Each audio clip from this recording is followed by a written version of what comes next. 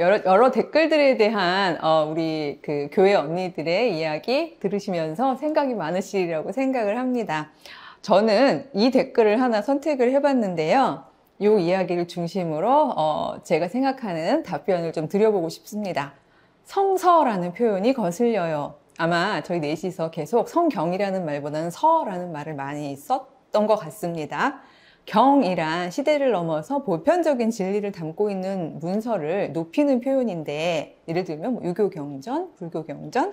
그런데 성서라는 표현은 성경을 낮춰서 마치 진리를 담고 있는 책을 비하하거나 상대화하고 있는 것으로 들립니다 라고 이야기를 해주셨어요.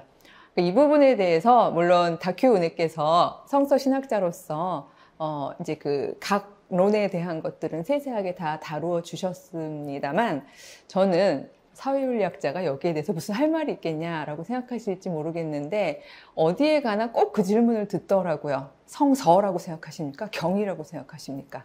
막 상대적으로 막 편의대로 마음대로 성경을 읽는 거 아닙니까? 막 이렇게 얘기들을 하시는데, 어떻게 대답해야 될까 혼자서 막 고민을 하면서 종교학 책을 읽다가요, 경자에 한자를 딱 아하의 체험 가끔 할 때 있잖아요.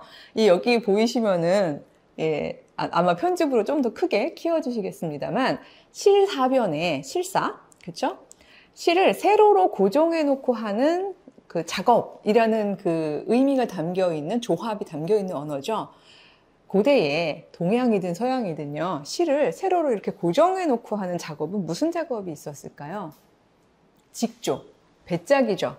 그러니까 직녀가 와도요, 그 실을 세로로 딱 고정해 놓지 않고서는요, 옷감을 짤 수가 없습니다. 지난 시즌에 우리 그 선생님이시기도 하셨던 이경수 선생님이 씨줄 날줄이라는 표현을 하시더라고요. 그러니까 성경 텍스트를 계속 열심히 읽으셨던 분들에게는 다 같이 보이는 내용이었던 것 같아요.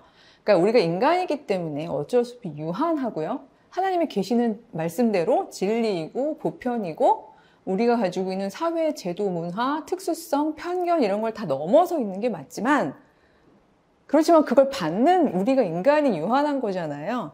그렇기 때문에 우리는 받을 때, 어떨 때는 우리도 모르게 사실은 정말 영감으로, 온전히 영감으로만 써야 함에도 불구하고, 심지어 그렇게 썼다고 할지라도 시대적 제약을 받을 수밖에 없는 거죠. 그래서 저는 이렇게 대답을 합니다. 성경 안에는 경과 서가 함께 있다. 즉 시질과 날줄이 함께 있다. 직조다. 흔들리지 않는 줄을 놓고 우리 시대에 우리의 신앙을 담아서 배짜기를 하는 거다. 그러니까 따라서 경줄만 제대로 잡는다면 우리는 이 시대에 더 이상 맞지 않는, 혹은 누군가를 배제하는 그런 그 서에 해당하는 내용들은 다시 배짜기를 할 수 있다.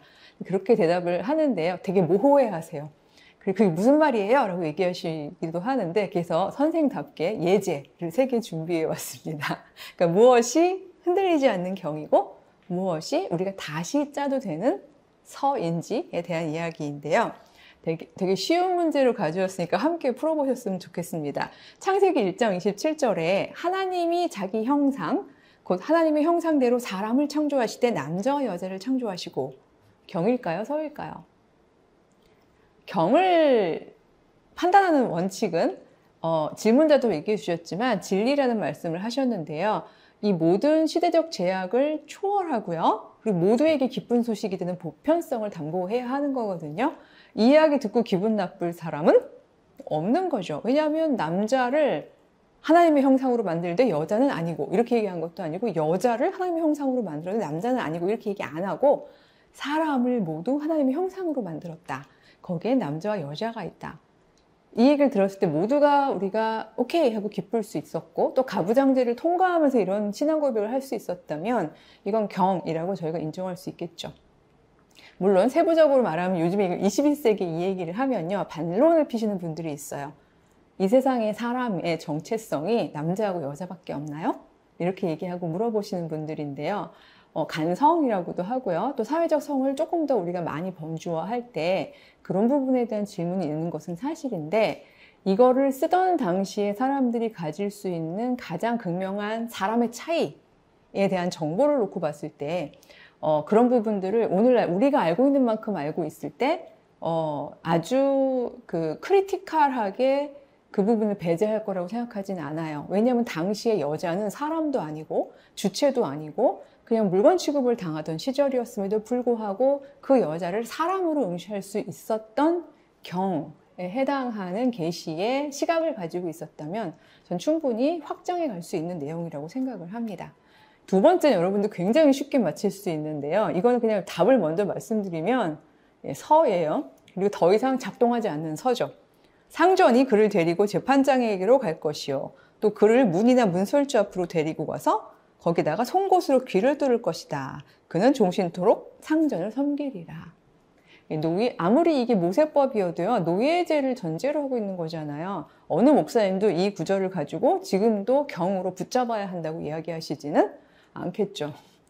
저희 아버지를 디스하는 건 아니지만 저희 아버지가 이 구절을 들어서 제가 귀를 못 뚫게 하셨어요. 제가 여지껏 귀 뚫은 거를 못하고 있습니다만 이거는 지금까지 못 들을 이유가 없는 서에 해당하는 부분들이고, 서는 우리가 그 댓글을 쓰신 분이 걱정하셨던, 즉 상대화하는 부분에 있어서 충분히 우리가 비판적으로 이성적으로 다시 짜내려갈 수 있는 부분이라고 생각을 합니다. 마지막 문제인데요. 이게 이제 복합 문제인데 경과 서가 같이 짜여 있는 경우죠. 10계명 10번째 계명 아시죠? 내 이웃의 집을 탐내지 말라. 내 이웃의 아내나 그의 남종이나 여종이나 그의 소나 그의 낙이나 무릇 내 이웃의 소유를 탐내지 말라. 이거는 샌드위치처럼 되어 있는데요. 경, 서, 경 이렇게 되어 있어요. 내 이웃의 소유를 탐내지 말라. 이거는요. 전근대 시절이든 근대 시절이든 요즘같이 살고 있는 우리의 뭐 투자, 금융, 소비, 자본주의 시대이든 남의 것 탐내면 안 되는 거죠. 이거는 흔들리지 않는 경이 맞습니다. 오히려 놀라운 것은 왕은 탐내도 되고 부자는 탐내도 되고 힘 있는 사람은 탐내도 된다고 생각하던 그 시절에 이것을 하나님의 보편계시로 선언했다는 거죠. 이 얘기가 앞에 한번 나오고 뒤에 한번 나오는데 문제는 그럼 남의 것이, 남의 이웃의 중요한 소유가 뭐지? 라고 생각했을 때 그들이 생각했던 그들의 배짝이 서에 해당하는 부분이 있었던 거죠. 제일 중요한 목록이 뭐죠? 남의 아내, 남종, 여종, 뭐 소, 나귀. 이 목록을 우리가 지금도 붙잡아야 할까요? 성경에서는 1.1획도 더하거나 빼면 안 되니까. 그랬더니 누가 또 어떤 분은 하나만 더하재요. 남의 남편? 그거는 서의 특성을 모르시는 분이죠. 이 경우에는요, 차라리 그 서의 부분은 요즘 여러분에게 중요한 재산 소유 목록을 넣으셔도 전혀 성경을 흔들지 않는다고 봐요. 뭐 젊은이들은 뭐 남의 아이패드나 뭐 저희 같은 학자들은 남의 저작권이나 뭐 이런 얘기 하거든요.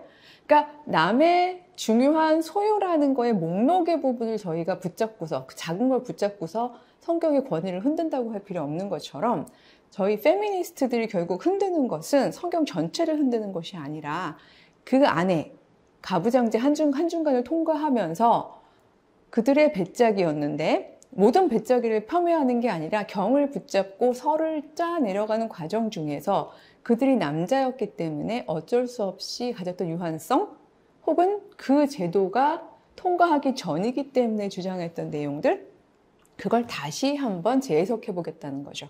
그러니까 재해석이 언제나 성경의 권위를 흔드는 것은 아니라는 것, 오히려 우리가 경에 해당하는 부분을 더 확고하게 붙잡고 우리 삶 안에서 그러니까 토라가, 하나님의 말씀이, 하나님의 교훈이, 훈계가 오늘날 우리에게 걸어 들어오게 하는 작업이라는 것, 이런 것을 인정해 주셨으면 감사하겠습니다. 예, 안녕.